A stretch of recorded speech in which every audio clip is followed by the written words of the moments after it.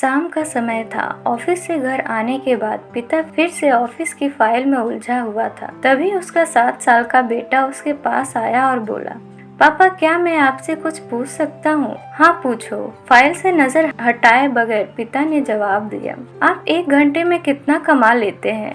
बेटे ने पूछा। इस अजीब सवाल पर पिता को कुछ गुस्सा आया। उसने जवाब दिया, तुम्हें इससे क्या मतलब? क्यों बेकार के सवाल पूछकर मेरा समय खराब कर रहे हो? देखते नहीं मैं काम में बिजी हूँ। पापा मैं बस जानना चाहता हूँ, प्लीज बताइए ना, आप 1 घंटे में कितना कमा लेते हैं? बेटा जिद करने लगा।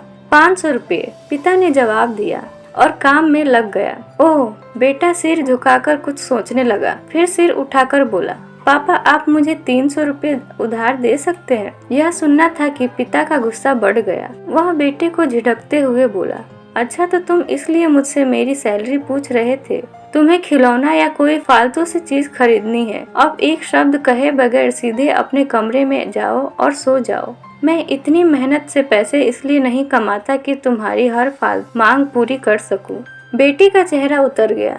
भारी कदमों से वह वहां से चला गया। पिता कुछ देर तक तो बेटे की बात पर नाराज रहा, फिर काम में लग गया। काम खत्म होने तक उसकी नाराजगी भी खत्म हो चुकी थी। अब उसे बेटे के प्रति अपने खुद के व्यवहार पर दुख होने लगा। वह सोचने लगा कि हो सकता है बेटे को सच में किसी जरूरी चीज के लिए 300 रुपये की जरूरत हो। वो वैसे भी हर समय पैसे नहीं मांगता। वह बेटे के कमरे में गया, देखा बेटा बिस्तर पर लेटा हुआ था। उसने पूछा, सो गए क्या? बेटा तुरंत उठकर बैठ गया और बोला, नहीं पापा मैं जगा हुआ हूँ। बेटा मैं काम की वजह से परेशान था और मेरा काम का गुस्सा तुम पर निकल गया। मुझे तुम पर गुस्सा नहीं करना चाहिए था। ये लो 300 रुपये जो उस समय तुम मुझसे मांग रहे थे। पिता बेटे के पास बैठते हुए बोला, थैंक यू पापा। बेटा चहक उठा। 300 रुपये एक तरफ रखे उसने अपने तकिए के नीचे दबे कुछ नोट निकाले और उन्हें गिनने लगा। यह देख पिता को फिर से गुस्सा आने लगा। वह गुस्से में बोला, जब तुम्हारे पास पहले से ही पैसे थे तो तुम और पैसे क्यों मांग रहे थे? क्योंकि मेरे पास पूरे पैसे नहीं थे पापा,